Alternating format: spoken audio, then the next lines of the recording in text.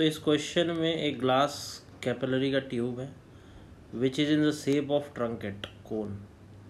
तो ट्रंकेट कोन के शेप में है और एपेक्स एंगल अल्फ़ा दिया हुआ है और जो ये रेडियस है जो ऊपर जो राइज करने के बाद जहाँ पे लिक्विड है वहाँ का रेडियस दिया हुआ वो है बी और सरफेस टेंशन एस दिया हुआ है, डेंसिटी लिक्विड की रो दी हुई है और कांटेक्ट एंगल थीटा दिया हुआ है। तो हमें राइज कैपिलरी में कितना राइज हुआ वो निकालना है।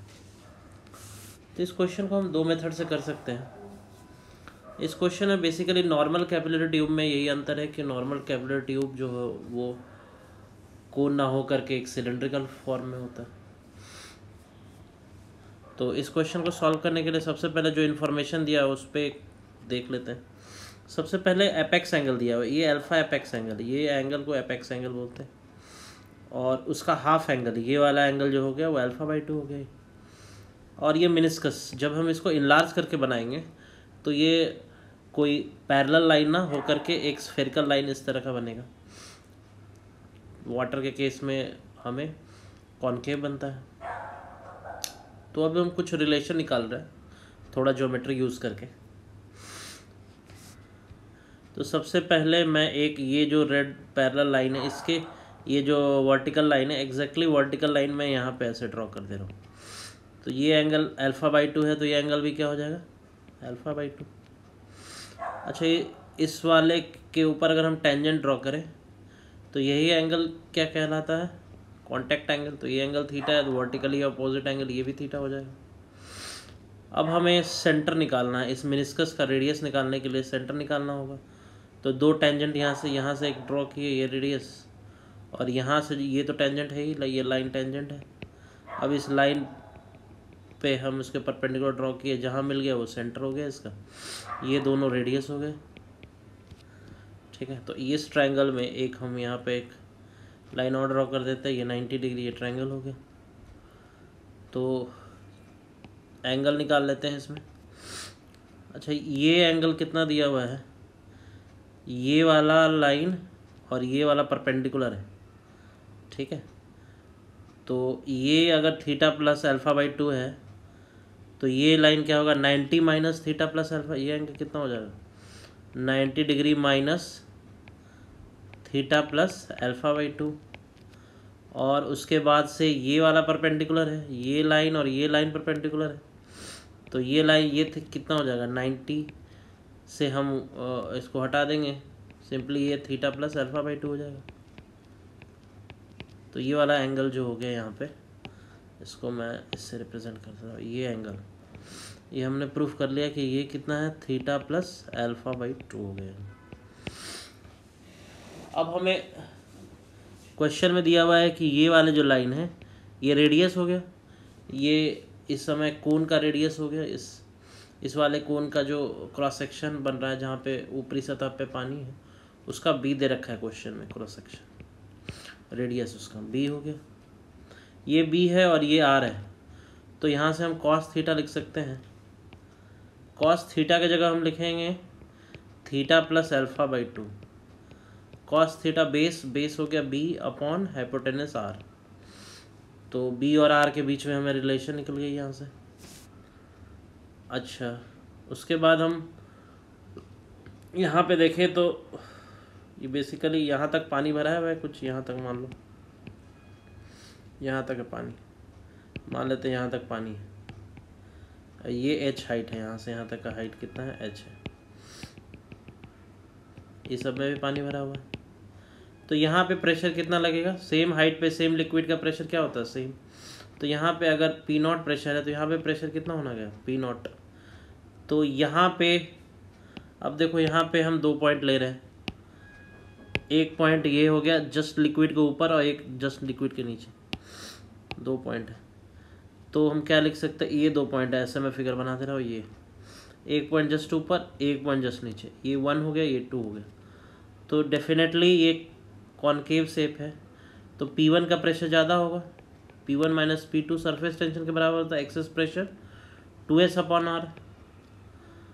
तो यहाँ से हम P2 की वैल्यू क्या लिख देंगे P2 is equal to P1, P1 कितना है, एटमॉस्फेयर में है, तो P0 minus 2s upon are आ गया। तो यहाँ से हमें ये पॉइंट जो है दैट इज़ पॉइंट नंबर 2, इसके प्रेशर निकल गया P0 plus 2s upon are. फिर अगर नीचे जाएंगे हाइट h पे, तो हमें जो प्रेशर यहाँ पे मिलेगा इस वाले पॉइंट का, इसका प्रेशर हम क्या लिख सकते हैं, P0 minus 2s upon R equal to plus rho g h भी आएगा, plus rho g h equal to P0 आ जाएगा, क्योंकि ये सेम हाइट पे ये जो प्रेशर, ये प्रेशर सेम होना चाहिए, एटमॉस्फेरिक प्रेशर के बराबर आना चाहिए, जो भी आंसर आ रहा है इसका। तो इक्वेट कर दिए इसीलिए। अब यहाँ से हमारे पास आ गया rho g h equal to 2s upon R. तो यहाँ से हमारे पास जो h की वैल्यू आ गई 2s अपॉन आर है, तो 2s upon R upon rho g. अच्छा, आर की वैल्यू हमने पहले निकाल, यहाँ से आर की वैल्यू निकालेंगे तो क्या आ जाएगा, b upon cos alpha by 2, तो cos theta plus alpha by 2 ऊपर चला जाएगा, तो 2s अपॉन b रो जी, और ये ऊपर चला जाएगा cos theta plus alpha by 2। तो ये आंसर हो गया ये हाइट का, which is nothing but option D. अच्छा, सेम क्वेश्चन को हम थोड़े शॉर्ट में भी कर सकते हैं। इस क्वेश्चन को चाहे कि ये देखो, ये लिक्विड राइज क्यों किया, सरफेस टेंशन की वजह से। तो जितना सरफेस टेंशन इस पे लग रहा है वो वेट ऑफ लिक्विड जो ऊपर राइज किया उसके बराबर हो जाएगा। जैसे ये वाला मेनिस्कस है, तो सब पे यहाँ पे ऐसे सरफेस टेंशन लग रहा है, इधर भी सरफेस टेंशन ऐसे लग रहा हो, तो ये हर जगह ऐसे ऐसे सरफेस टेंशन लग रहा होगा, ऐसे ऐसे ऐसे, बिल्कुल वर्टिकल नहीं होगा, थोड़े एंगल पे होगा, थीटा एंगल पे। ये चारों, ये पूरा है ना, इधर भी ऐसे ऐसे ऐसे ऐसे फोर्स लग रहा होगा इसमें। तो ये जो फोर्स है, नेट फोर्स, सरफेस टेंशन का फोर्स हम क्या कर देंगे, इतनी जितनी वेट है ना उसके बराबर कर देंगे, क्योंकि ये ऊपर क्यों उठा, सरफेस टेंशन के कारण। तो जितना फोर्स सरफेस टेंशन ऊपर लगा रहा होगा उतना ही वेट को उठा पाया होगा। तो सरफेस टेंशन के कारण फोर्स क्या होता है, देखो यहाँ पे अगर देखें तो इस तरह से कुछ ऐसा लग रहा है ना, और ये एंगल यहाँ से आ रहा है, ये थीटा प्लस अल्फा बाई 2। तो force due to surface tension क्या लिखेंगे, वर्टिकल फोर्स, क्योंकि हॉरिजॉन्टल जिसका दो कंपोनेंट आएगा, एक ऊपर और एक ये वाला देखो कंपोनेंट पूरा सर्कल में जाएगा, इधर भी इसका भी कंपोनेंट ये इससे कैंसिल हो गया, और पूरे क्रॉस सेक्शन में ऐसे कैंसिल हो जाएगा, ऊपर वाला कंपोनेंट ऐड हो जाएगा। तो क्या लिखेंगे हम, 2s इंटू 2 पाई b। ये b कहाँ से आ गया, ये b इसकी रेडियस हो गई, 2 पाई b।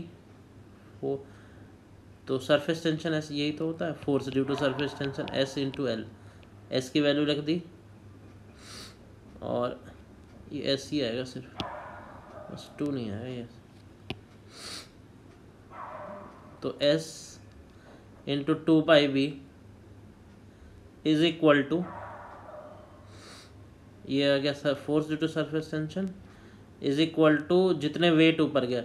अच्छा, ये एपेक्स एंगल बहुत कम है तो हम इसको सिलेंडर मान सकते हैं, एक तरह से सिलेंडर, क्योंकि अगर हम इसको फ्रस्टम मान के या थोड़ा सा, क्योंकि एग्जैक्टली ये बिल्कुल वर्टिकल नहीं आएगा, थोड़ा सा मास इसका कम हो जाए, बट हम मानेंगे क्योंकि कैपिलरी अपने आप में बहुत थिन होता है, तो ये वाला पोर्शन भी नेगलेक्ट कर देंगे, बहुत कम होगा, ऑलमोस्ट नेगलेक्ट। तो कितना वेट हो गया ये, pi R square pi B square into height h, ठीक है। अच्छा, यहाँ से कॉस से मल्टीप्लाई करना भूल गए, ये कंपोनेंट के लिए हम ये भी तो मल्टीप्लाई करेंगे, cos theta plus alpha by 2। तो इसको सॉल्व करके डायरेक्ट यहाँ से h की वैल्यू आ जाएगी, ये b से b कैंसिल हो गया, पाई से पाई कैंसिल हो गया, 2s cos theta plus alpha by 2 divided by, यहाँ से आ गया b रो इंटू, अच्छा यहाँ पे रो भी आएगा ना, ये पाई आर स्क्वायर आ गया, pi R square area into height, ये तो वॉल्यूम आ गया, वॉल्यूम से डेंसिटी से मल्टीप्लाई करी तो मास आ गया, और जी से भी मल्टीप्लाई करेंगे तो ग्रेविटी, तो वेट आ जाएगा, तो ये जी। तो इससे भी ऑप्शन कौन सा आ रहा है? ऑप्शन बी, ऑप्शन डी, ये आंसर आ गया।